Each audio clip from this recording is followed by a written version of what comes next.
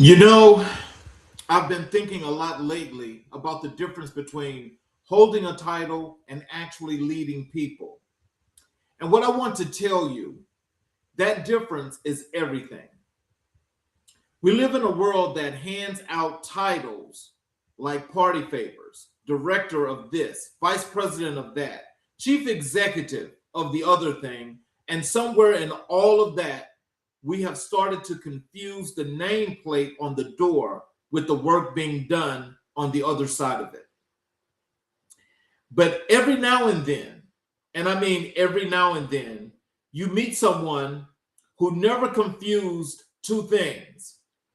Someone who understood almost from the very beginning that the real measure of a leader is not what they are called, but what they leave behind in the lives of the people they walked alongside.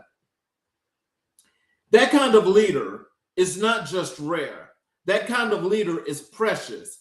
And today I'm grateful, genuinely, deeply grateful that one of them is here with us.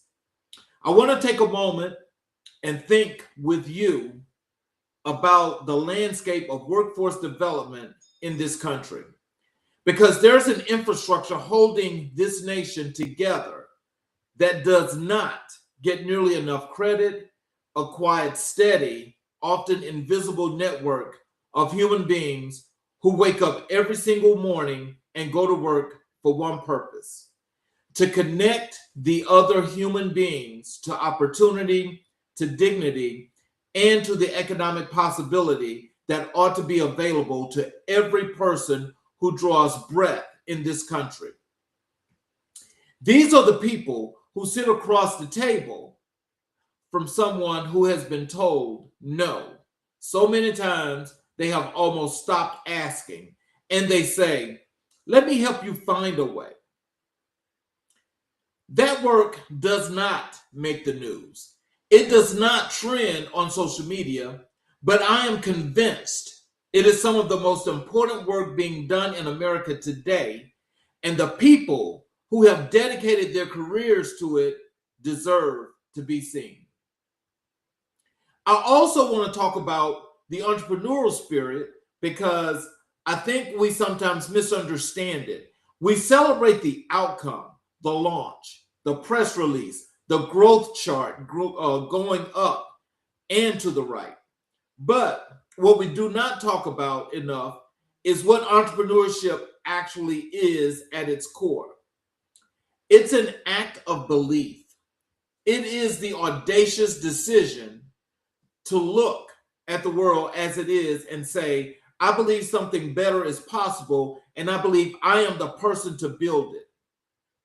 And more than that, the very best entrepreneurs, the ones who build things that matter and last, are doing it not just for themselves. They're doing it because they believe the people around them deserve to benefit from what they create. That conviction, that belief in others as much as in yourself, that is not a business strategy. That is a calling. And then there is, in particular courage it takes to be a servant leader. I want to sit with that phrase for a second because I think it gets used a lot without people fully reckoning with what it demands. A servant leader does not measure their success by what they have accumulated.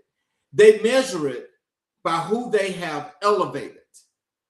They show up not to be seen, but to be useful, not to be served, but to serve.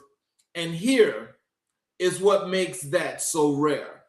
In a culture that almost universally rewards itself promotion, self-advancement, and self-interest, choosing the path of genuine service requires a kind of countercultural courage that most people will never fully understand. The servant leader is not always the loudest person in the room, but they are almost always the reason the room is better than it would have been without them. Today's guest is that kind of person. Antonio Durham is a passionate leader, a workforce development advocate, and an entrepreneur whose life's work is rooted in a conviction so simple and so powerful it almost takes your breath away. That leadership is not about titles, it is about influence, service, and empowering others to reach their full potential. Everything he has built, everything he advocates for, every room he walks into, it is all an expression of that one belief. He does not lead from above, he leads from within, from the inside out. So I want to invite you to do something with me today. I want to invite you to slow down, to put down whatever else is competing for your attention on this Sunday afternoon, and to lean in, really lean in to the story of one person who decided that his life was going to mean something, not because of what he achieved, but because of what he gave. Stories like Antonio's are the reason this show exists. They are the reason I sit in this chair every week, because I deeply personally believe that when we hear each other's real stories, something in us remembers what we are capable of. We need that and reminder more than ever. Welcome to CK Stories from the Heart. I'm your host, Charles Zachary King, and today we are about to have a conversation that I know is going to stay with you. Let's go and let's welcome Antonio Durham to the stage. Hello, sir. Thank you for having me, man. Thank you for having me. Yes, sir. I appreciate you so much. Is there anything you'd like to say to the audience before we get going into the show? We about to have a good show. We about to have a good conversation. So let's get to it, man. I brought some good information for you, for everybody. Yes, sir. I definitely appreciate that. So, what I like to start with is like what I do with every show. Is I like to start with people getting the opportunity to know a whole lot more about you before we talk about all the great works that you're doing. And this is what I call your personal story, your life story, and your journey. So, if you could take us back to the beginning, where did Antonio Durham come from, and what did life look like before the titles, the work, and the mission? Give us the picture of where you started. So honestly, it wasn't too much. It was like really just learning from everybody. Like I had a chance to learn from everybody. You know, when it came to my mom, sister, family. I had a chance to learn from everybody. I'm from West Greenville, the West Greenville side of Greenville. So we all had a village. You know, it was just a village. I learned from everybody. You know, a lot of people kept me out of trouble. A lot of people kept me out of trouble. I didn't. I didn't. So I got to understand how the older generation seen the world, the perspective of the world, and how how the workforce was. So I was always around that. Still didn't understand a lot. Still bumped my head a lot. That's how it is. But I still got to understand what it was to live. In different times and different generational gaps. So I got a good bit of that. Um, I heard a lot. I heard a lot from how people were getting treated. I heard a lot from how a lot of people would say, "Hey, they won't let you do this." Who was they? I had to figure out who they was. It took a long time to understand who they was. So I it was like a lot of breakdown, through life. Whatever. When finally I went to Job Corps. When I went to Job Corps, I seen another side of confidence, and just able to figure out what I wanted to do, like who I was. I want to know who I was, but I also want to know who everybody else was. You know, I wanted to figure out who this type of person was. So it was easy. I started putting people in categories because it was just that easy. So yeah, it just life, man. Just life. Life happens like that. And so I want to thank each and every individual that's tuned in right now. I hope you guys are enjoying the show, and I need you guys to make sure that you are as active as possible with the show by putting your comments in the chat. Who was the first person in your life who looked at you and genuinely believed in your potential? And what did that belief do to you? How did it change the way you saw yourself?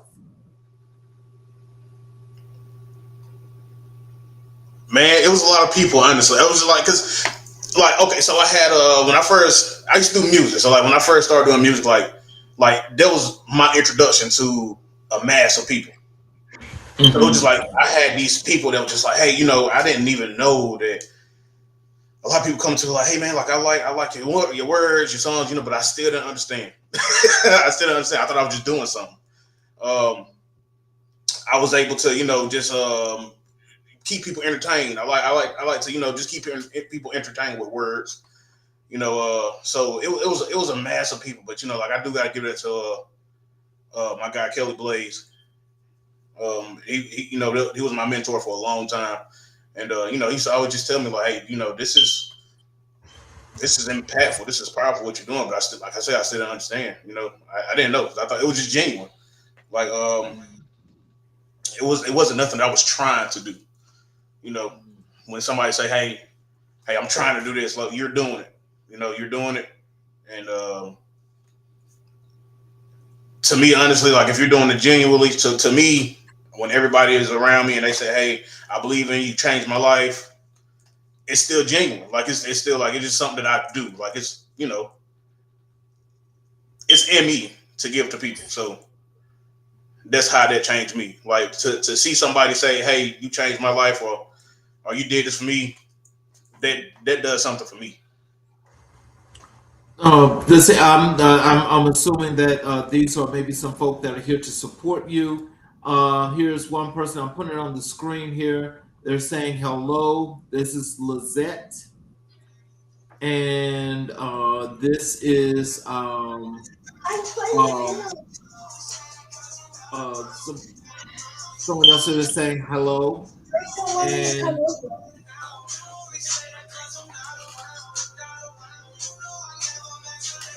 Excuse me.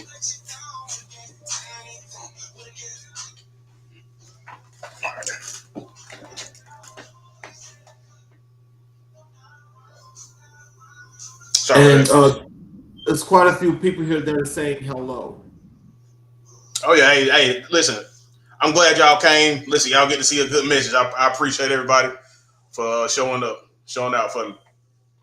So tell us about a moment in your life when everything felt uncertain, when the path ahead was not clear, the ground beneath you was unsteady, and you were not quite sure how it was going to work out. What did you hold onto to get through it? That honestly, that's when somebody look at you and say anybody, um, keep grinding, keep grinding, keep grinding means so much. Keep grinding. So to me, I held on to a grind that like of consistency. Don't stop. So it's like even if I felt like something was going on, I had my people that I could just call. Um, I can maybe just call. I could say brother-in-law Josh Talley. Just different people. EJ. I always had a small circle. David Smith. I had those people in my circle that could just be like, keep going. And those are people that was grinding too as well. Keep going until something happened. I never looked at it honestly. This is honest to God truth. I've never looked at it like, hey, I'm about to be down bad, because I had those people in my corner. Okay. So it's like, and that to honestly like that might sound so bad, but it's true. Like so people, Well, I had somebody tell me one day just like Tony, you don't have to be broke. Like you don't have to be. Get out there and just keep grinding. Like just keep doing what you're doing. So I still remember those words. Like, yeah, Well, like you said. I think when you have a strong foundation like that, and it allows you to have that at easement, so that you can always just focus on what it is that you're doing. But can you tell us, in the process of having, that kind of support system where the ground is always sturdy beneath your feet? Has there ever been a point at some time that there were some things that was off a little bit, where you had to think about them and move forward to get things to working right, or things was just always free flowing and great for you? It was never great. Um, I say that, like, it was never great. It's one of those things where it's like you can't have people around you that's negative. You can't. You cannot have nobody around you that's negative, because, like, first of all, like, that right there does something to your soul. If your soul don't feel good about the person that you're around, you're not gonna be right. Like, you could be. I had a stroke 2 years ago, right? And Yes. the people that was around me, even people from, like, old job, positions and all that, the people that was around me, they called, and I was able to get up and walk, and I think it was because of the people that was around me that was keeping me positive. So, like, it's just, you have to keep people that are around you that's positive. That way your brain can say, hey, no, we're gonna do this. We're gonna do this way. If you tell somebody, nah, I don't think we're gonna work, guess what? Your brain gonna believe it. Mhm. It's a belief system. Right. It's a good Well, assumption. look, I have another great comment for you here in the chat that you can respond to. I'll put it on the screen for you.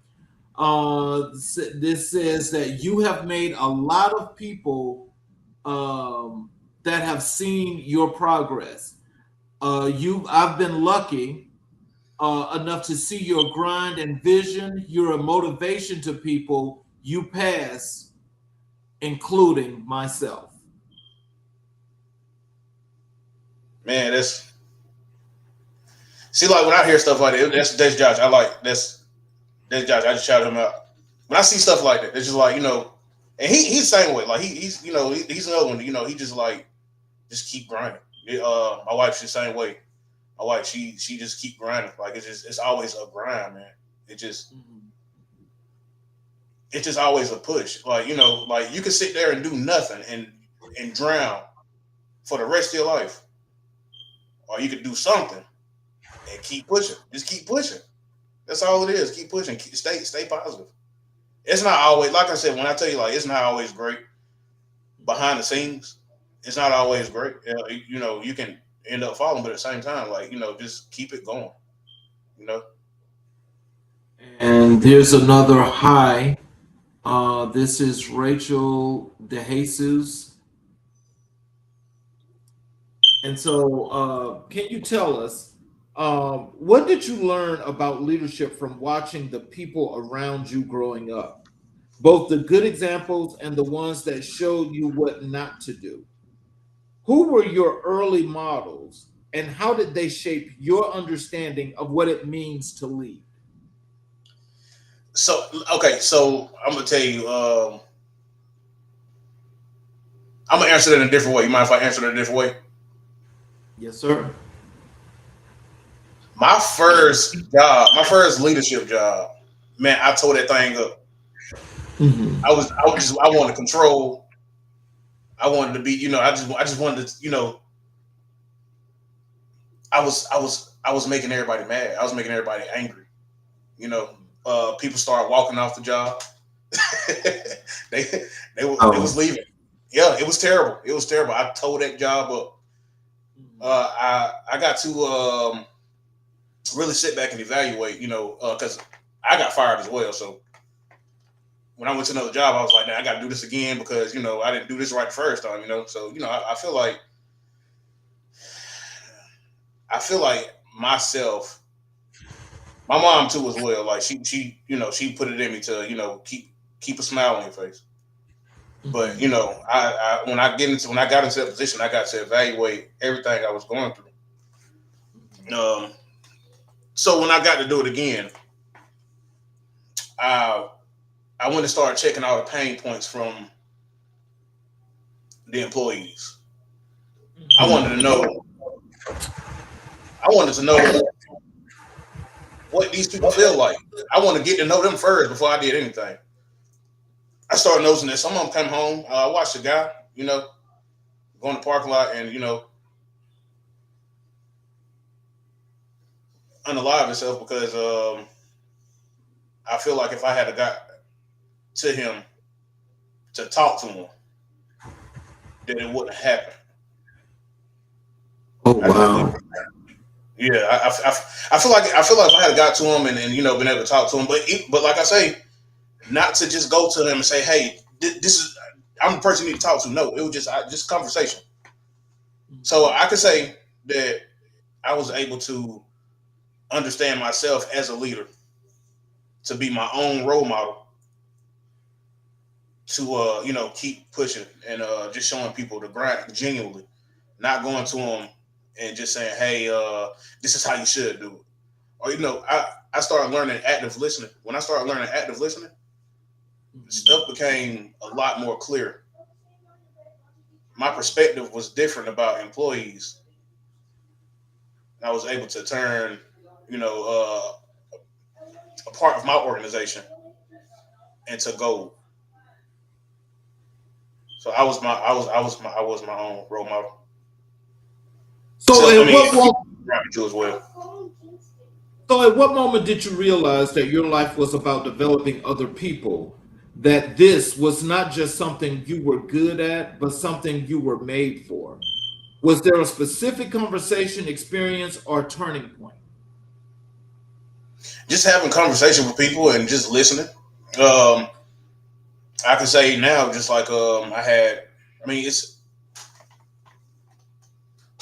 so I like to teach by definition, right? So one thing I like to do, I like to go and dig into. I like to take people down rabbit holes of definitions. One of my big definitions, one of my words is suppose. We'll get to that later though. So making people understand a word instead of scratching the surface. That was the first conversation I had with somebody to say, "Hey man, that worked." And this was a high caliber guy. Right. Like this was somebody that somebody that was normal would say they won't let you do that because he's up there. He's across the hallway, like he right there. But those were one of those persons.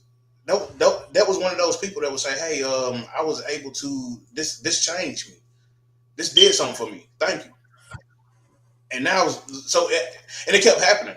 It kept happening. It didn't just happen one time. It kept happening. Like it was just like every conversation. So now it's like another conversation. It's like, hey, I get to do it again. I get to do it again. I get to listen to somebody. I get to give them. I don't give advice, but we just go down the rabbit hole. So that's every conversation.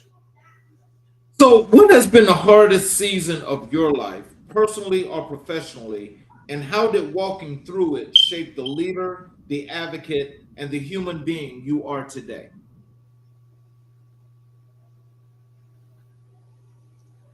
I want to say the hardest season.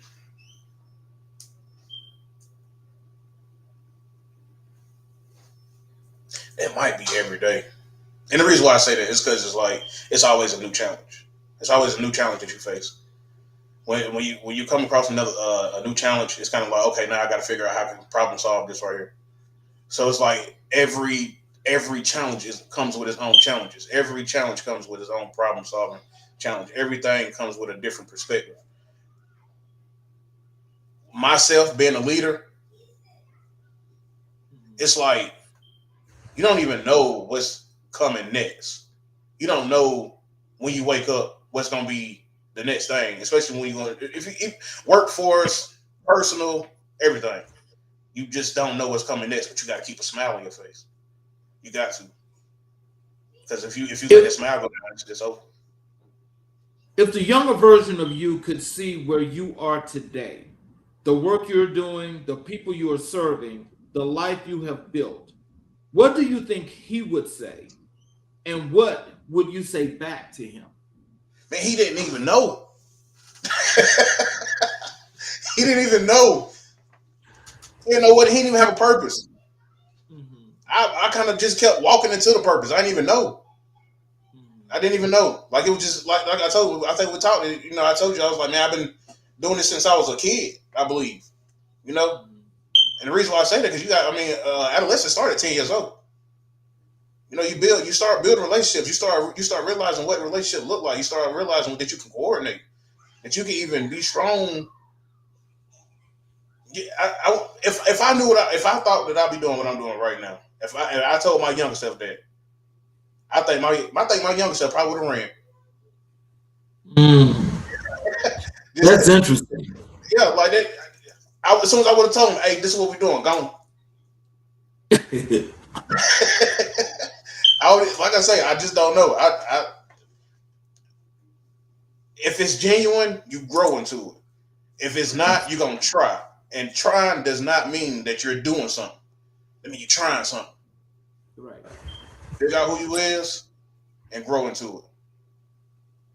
So let's talk a little bit about your entrepreneur's heart and building with purpose. Um, Walk us through the moment you decided to bet on yourself as an entrepreneur.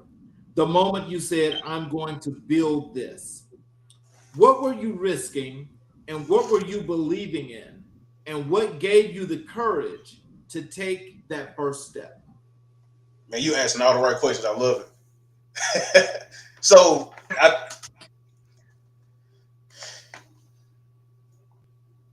betting on yourself is an assumption. Mhm. It's like the word suppose.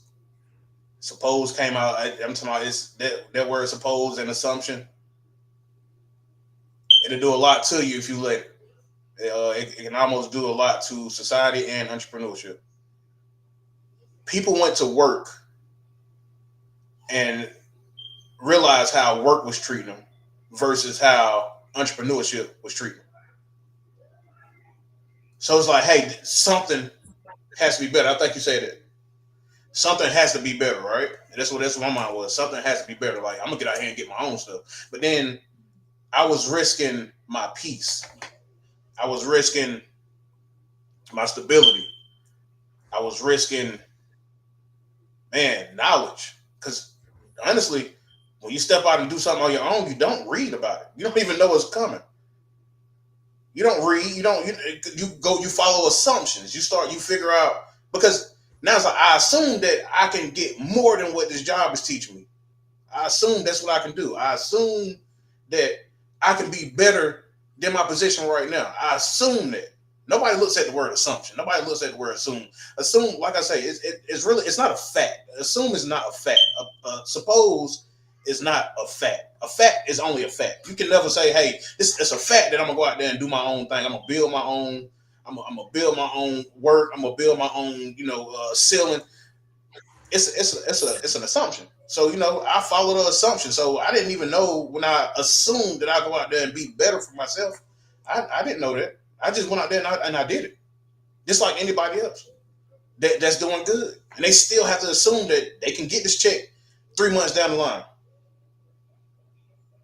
So, with the work you're doing, are you doing this work from a purpose perspective, or are you doing it from the leisure, casual situations of just thinking that this is what I have to do to help for the betterment of all the people or just for mankind?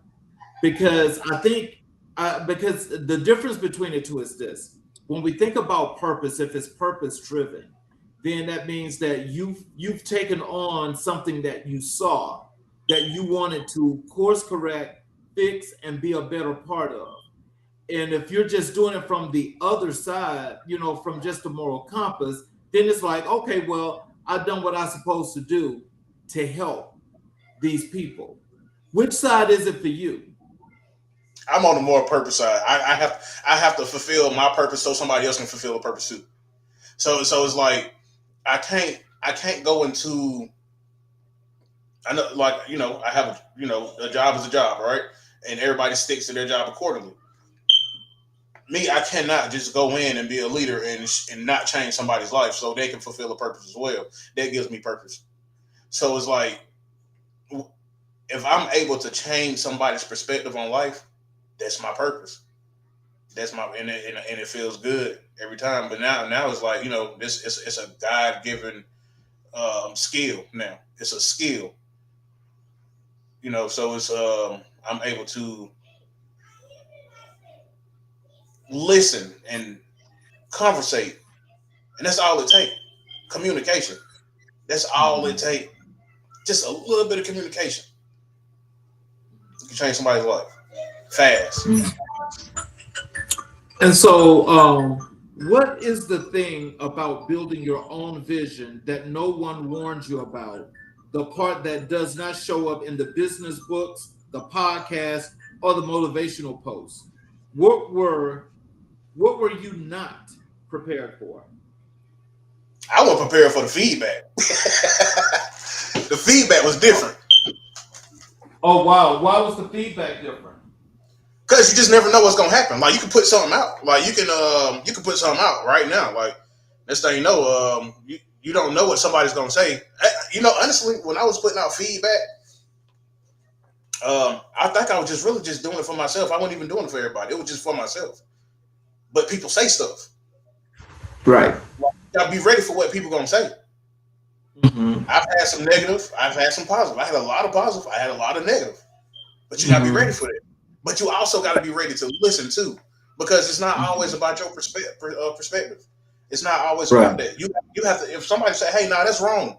It's supposed to be this way," you gotta be like, "Okay, can you fill me in so I know? Let me hear you." So I wasn't ready for the feedback, but now it's like, hey, hey, throw it to me. I like it. I like it. I like all the, But if you can't explain it, then we both got to go back and try to figure out if we can explain it or not. We got to figure it out. We got to figure it out. So when it comes to, the people that are watching you today, for those that don't know you and getting to understand this work that you do and the person that you are, what are some of the things that you want them to understand about the positives, the negatives, the pluses, and the minuses in their everyday life that they can expect? And what are some of the processes you think that can help those things, that those help those situations, so that if it does take someone like yourself to help them, they can be ready? Uh, just understand you, man. Just try. Oh, one thing about it is, don't judge people. Don't judge people. That's you. You cannot judging people is scratching the surface. That's scratching the surface. You can look at a block, scratch the surface. You're not gonna get none off of it because you're not gonna get no shavings. You're not gonna get none of that. It's gonna just be a metal block. But once you put a little welding stick on that thing and dig in, you'll find out a lot. So don't judge people. Don't judge people, because it's like, you never know. I've heard somebody say, "Hey, you never know what somebody been through." It's not even about that. It's not about that. You gotta dig in. You gotta know what somebody's mind is about. You gotta know how strong points. My employees I got now, like, I like to dig into strong points and use them for their strong point. That way they are able to be used for something, because everybody got like a unique. They bring different skills. They bring different walks of life. Like, so um, and that's why I challenge the workforce. I do challenge the workforce on stuff like that, because it's just like, it's different type of people, and people can get used for themselves, for different skills in life. So, So when you mentioned your employees, like, for instance, like, do you have like casual conversations with your employees? If so, what are those conversations like, and how does that make them feel? they feel needed. They Mhm. feel wanted. Um, they feel like they belong. They feel like a part of the organization. They even feel a part of life. I've had people walk in just down bad, um, and now he's one of the best communicators ever. You know, every now and then I always have like a little teacher session. I always have a teacher session. Just because I watch them. I kind of listen to like some of their conversations. So I kind of dig into it. Behind the scenes, I'm over there writing. While I'm listening to them, I'm writing something that maybe could. I might show TEDx. I love TEDx. That's my go-to. I go to, I show them TEDx videos. I do a lot of communication exercises. So I make them feel a part. I'm not just some regular employee. Somebody who is not knowledgeable. Um, I think my guys even feel like they incorporate themselves. I want you to feel like that. So, can you tell us, how do you stay anchored to your why when the weight of building something gets genuinely heavy, when the doubt creeps in, the resources run thin, or the progress feels slower than you hoped? Oh, because the thing is, you can't rush nothing. Once you rush it, you done. Mhm. You can't try to get in the front of the race because you done after that. You're gonna get too far ahead of yourself. So with me, like I say, I like learning, and I teach my guys how to like learning. That's my purpose. Keep learning, like learning, love learning. Because once you do, like, then you're gonna rush into something else. Like what? But basically, I did this. I went and I got into something I didn't want to be into, like which career wise, because I was rushing. I didn't take my time to learn it. I didn't take my time to understand it. I just rushed. I rushed right on in, and it was very, very, very stressful. Take your time and earn your peace. So, tell us about a time your entrepreneur journey taught you something about yourself that genuinely surprised you. A strength you did not know you had, a limitation you had to confront, or the truth about who you are at the process as the process revealed. I knew that I could communicate and talk. I knew I could. I knew I can go out there and grind. Mhm. I knew that. That's one thing. I knew I can go out there and have a conversation with somebody and change a perspective. You know, it was all about changing the perspective. Like it's get out there and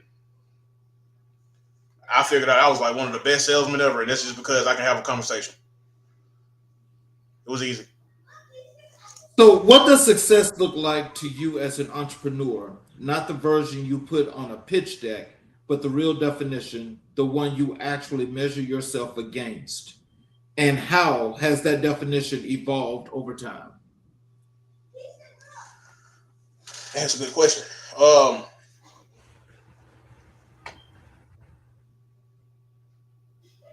Success to me is when you can go home and sleep at night. Mhm. You don't have to go home and stress. Everything is going as planned because you planned it. You can go home. You don't have to be mad at the kids. You go home, and just sit on the back porch for a while. You don't have to go home because first of all, success to me, I think it starts with communication. Okay. Take off some of those hats. Mhm. Let everybody else feel success too. Mhm. Let the people around you feel success too because they working as well. So that's why I say success, like holding everybody accountable, even yourself, because everybody else around you feels successful too. So, so as you think about that, and you mentioned that you want everyone to feel the success. Like, how does that work in real time? Does that mean that you're actually just delving off the responsibilities and accountabilities to a lot of the people that work for you as they have tasks that you assign them?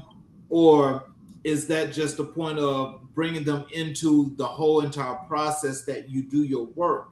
and them being a part of it makes them feel that much more comfortable. No, no, I'm gonna tell you, you can give somebody a task all day, but they might not know how to do it. You can try to hold somebody accountable for something, but they don't know how to do it. You got to teach. You have to make something. You have to, you build a bear. Okay. You got to teach. You got to build somebody. Watch them, find the strong points, and build on it, and then show them how to build on that. So then when the next person comes, it's like if you're building an organization. What you got? You got all these tasks. You don't have employees. You got tasks. Like you say, you got tasks, right? You learn strong points, then you build on them. So like if you try to do it yourself, it's terrible. It's terrible because it's like you didn't you didn't show nobody how to do it. You didn't teach nobody. You didn't even fulfill a purpose because the purpose was just to get some money. Chasing a dollar So, won't put you right there to a slow death, basically. so what would you say to someone who is sitting right now at the edge of their own entrepreneurship leap? Someone who has the vision, they have the passion, but they are held back by fear. What would you want them to hear from you today? Oh, it'll be a deep conversation. Let's start over. Let's start over. Let's learn it first. Let's see let's see what you want to do. Like, let me hear what you want to do first. That way we can organize it. Because fear, really, when it starts in the mind, it's like the reason why you have a fear is because you just don't understand it. If you don't understand it, you don't know it, you don't do it. Right. So if you push yourself into that right there, now you're jumping off a bridge. Come on back. Let's go back over it again. Let's organize it. Let's get some marketing done. Let's get some books read. Let's look at some definition. Let's get a good website if you want to start there. But now let's not do a website either. Let's get for the understanding first. Let's read some books. I got you on the back end. Right. So let's talk a little bit about your workforce development advocating for the possible. Because I thought that this is the one part I think that, for especially today's times, when you have someone that's an advocate in workforce development, man, that speaks high volumes. Tell us what workforce development really means to you. Not the textbook definition, not the grant application language, but what it means when you are in it, living it, doing it every day. How do you describe it from the inside? Workforce development to me is like developing the people and putting people first. Um, to me, I feel like people over process is more important than process over people, which that needs to be challenged because that workforce development actually started in 1960s. When it started in 1960s, it was one of the things where it's like it was process over people. 2026, you're gonna have a lot of people walking out the doors because you're not putting people first. The people is what makes the organization together. You could have one of the a major company, a major occupant, but if you're not putting people first, you're not building on people. You're not checking on workplace anxiety. You're not checking on people anxieties because a lot of stuff can happen. That's what needs to be addressed. So, who is the person or the type of person you do this work for? If you had to paint us a picture of who you are really fighting for every single day, what would that picture look like? It's the people, man. It's always the people. It's the working class. It's the working class, and I don't care what position that is. Everybody needs some development because honestly, it's historically not updated. It's just like I said, back in 1960, it was popular. It was popularized in 1960. Um, by Theodore Schultz and Gary Beckner. That's who made it popular. So they still do a process over people. It's a process over people, workforce. So Okay. it's kind of like investing in a machine. It's kind of like investing in, but it's not investing in people. Mhm. Wow. Technology. It's not investing in people.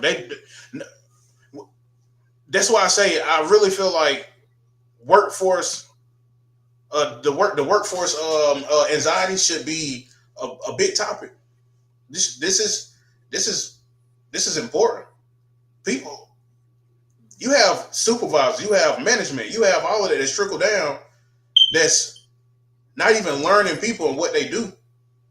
They're not building those skills. Like they look at KPIs like, hey, this is a KPI, but not knowing that people is behind that KPI. Let me ask you this because I think that you said something that really caught my attention when you say that people that this is not being addressed, but how large this is. Can you tell us in I guess the best terms or the best phrasing as possible as to when you think of workforce development and you think of people in general and how that should be, what makes workforce development our driving point going into the future? So, like I say, it's the people. Like you have to build on the skills. You have to build on. Okay, so a couple questions. How can we develop our employees? Easy question. You have how can we support them? Simple. Okay. How can we support them? We got how can we make them more confident? How can we create an environment where they can succeed? That's workforce development right now. But if you're developing these machines, um, the computers, if you're just worried about that part, that's not workforce development. That's that's organization development. That has nothing to do with the people. And so the management needs to be trained. The supervisors need to be trained. The employees need to be trained on how to see red flags and anxiety. Because a lot of people go to work and don't even know if they're gonna have a job the next day. They're not safe. They need to feel safe. You got to ask people like, do you feel safe? Do you feel safe? Anybody? Do you feel safe? And I can tell you now, at least 80% of the people will say I do not feel safe. 20% of the people are supervisors because they don't even understand. They just have people that they over, but they don't understand management. They're not managers, but they just it's that they need to be trained. Like it's definitely like a corporate and employee training that people that has to do a lot with workforce development. Um, what do most people from fundamentally misunderstood? What do most people fundamentally misunderstand about workforce development and the communities it serves? And what do they wish they understood instead? So this when we was talking about the word suppose, the word suppose, like I say, it definitely means that it's not even a real thing. It's an assumption, right? Right. Nobody has ever challenged the status quo because the status quo is what it is. People would say it is what it is, right? But nobody has ever challenged it. Nobody has ever said, well, why not this part? Like, why not do it this way? Why is safety not this way? Why, nobody has ever challenged it. So people need to understand that the word suppose, you're supposed to be doing like this, you're supposed to be doing this, you're supposed to be doing this. It's not a fact. You can actually rewrite the status quo if you want to in your own way. You can do it. You can rewrite the status quo. It don't have to be like, and that's what I said. I think people need to understand the status quo and the word suppose because it's been doing a lot to the workforce. So when you speak of that, And and with that being something that's not real, what can people do in order to make this more tangible, more real? What do they have to do in order to show and to prove that what they're speaking is truthful and factual?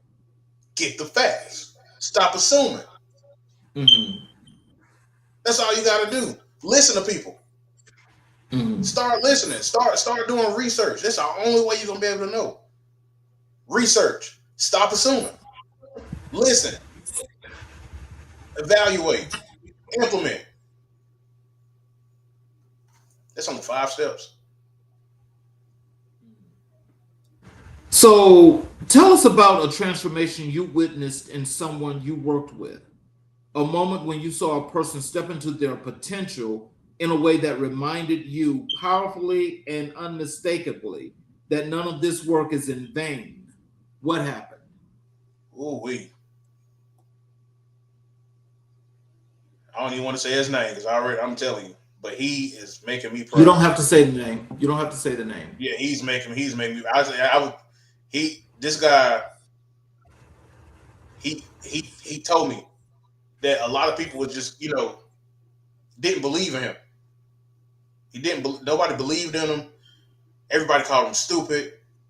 You know. Um. So it kind of made him lose his way. He stepped into this thing as just coming to get a job. Little did he know, he's walking around right now. Like I said it earlier, one of the best communicators ever. And he just told me today, man, thank you for believing in me, man. You know, thank you for believing in me. There's another guy, there's a couple other guys just like, hey, man, like you changed my life, and it's only just because I just listened. All I did was listen. I didn't give a whole bunch of people don't like advice.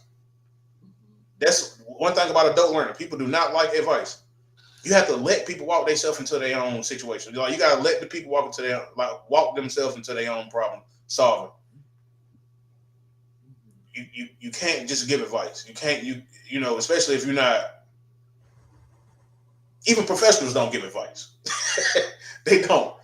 Nobody gives advice. Just listen. You gotta just listen to them. You believe deeply that leadership is about influence and service rather than titles. What does it look like specifically and practically to live that philosophy out in your workforce development work? And why does it matter that the leaders in this space lead that way?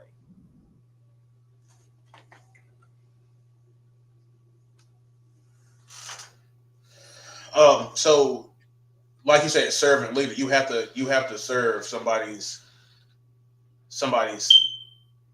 purpose. You have to be willing to serve somebody else's purpose. Feed their purpose too as well. So you have to be willing to um, give a little bit of soul to give a little bit of soul to somebody else. F- Fill up them soul. Okay. Fill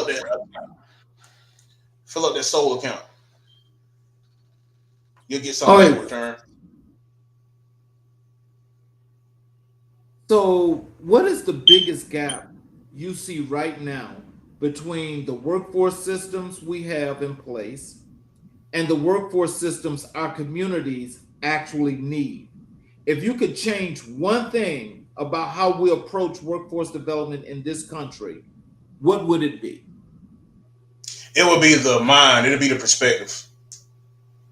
It'll be the perspectives there because everybody judge as soon as you see a different perspective. I would change understanding and perspectives.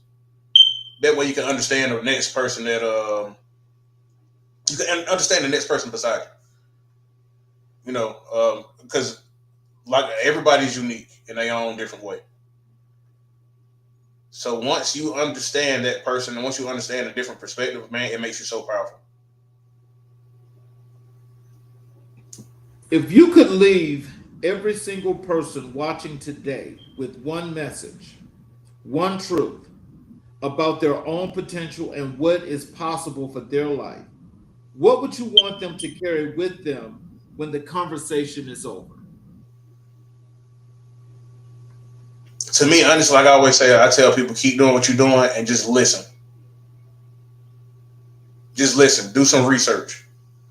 I always research. Do not go and think that Google is about to tell you every truth. Don't do that.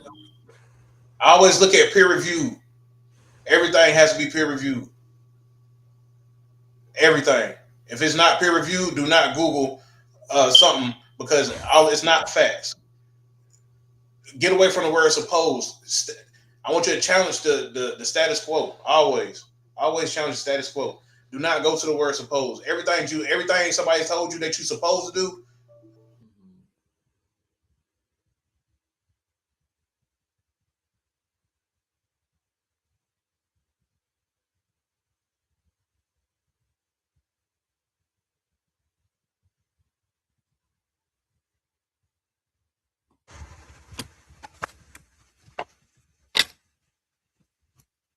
Looks like we just lost Mr. Durham.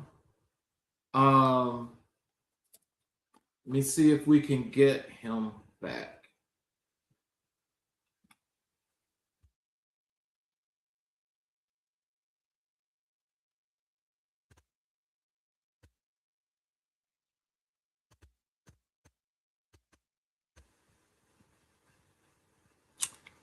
So let me just say, I hope that you guys got a lot of good information from Mr. Durham. I'm going to go ahead and do my monologue and close the show. But before I do, well, it looks like he's trying to get back in.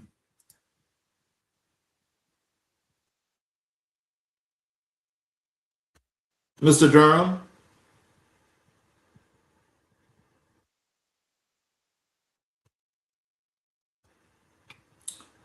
So anyway, for those of you that are watching on all of our channels, if you have not yet subscribed and enabled all notifications, I would appreciate if you would go ahead and do so. And please, subscribe to the channels because what you'll be able to get is each and every one of the shows when we go live. You guys will get that notification and you are able to watch the show live, as well as you'll be able to go back to each of our platforms and you will be able to watch all of the great work of all of our great leaders that have come here to the show. And it would just allow you to have that much better access to the work that we do. And we definitely would appreciate if you would do it. So let me go ahead and let me just close the show. And in closing the show, I want to say this to you guys first, and that is that